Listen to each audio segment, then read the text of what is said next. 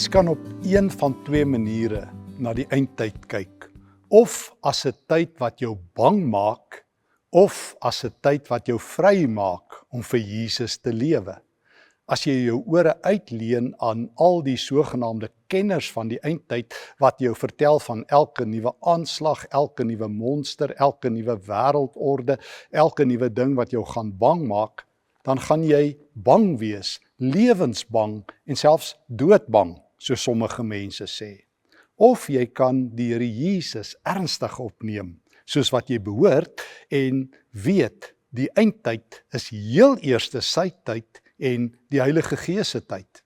Ons almal ken tog Handelinge 2 met die uitstorting van die Gees en Petrus se woorde dat in hierdie laaste dae, sê God, in hierdie eindtyd sal ek my Gees uitgiet op al my kinders. Ons is dus toegerus, tot die tande toegerus as jy wil, deur die Heilige Gees. Daarom kruip ons nie weg nie, daarom is ons nie bang nie, daarom skrik ons nie vir elke regte pampoen en elke koue pampoen nie, daarom weet ons Christus die Here is by ons, totdat hy ons kom haal, of totdat die wederkoms aanbreek. Jesus het nooit gesê, jy en ek moet die datum van die wederkoms bereken nie, alles en behalwe. Trouwens, die hele Nuwe Testament sê, dit is geheime inligting. Dit is nie vir ons beskore nie.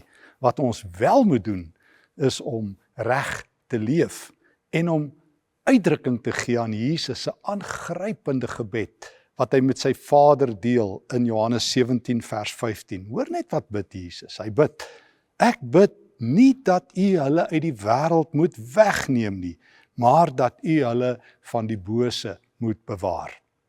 Jesus is nie met 'n ontruimingsaksie besig nie. Hy het ons nie opgelyn by in een of ander geestelike banker waar ons almal moet wegkruip nie. Hy het nie gesê, julle moet bang wees vir die wêreld nie, dit gaan verskriklik wees nie.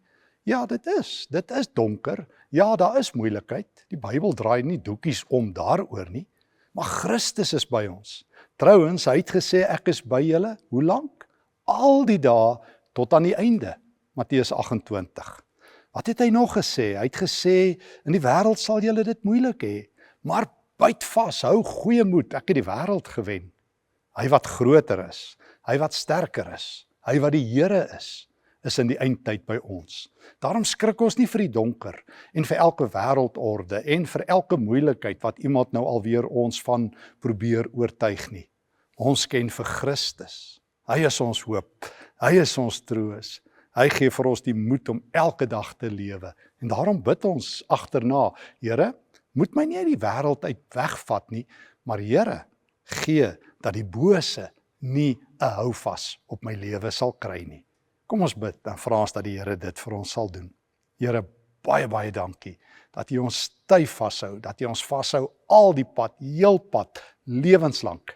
Dankie dat ons vir U kan lewe en vir U kan sterwe, totdat U ons kom haal in Jesus se naam. Amen.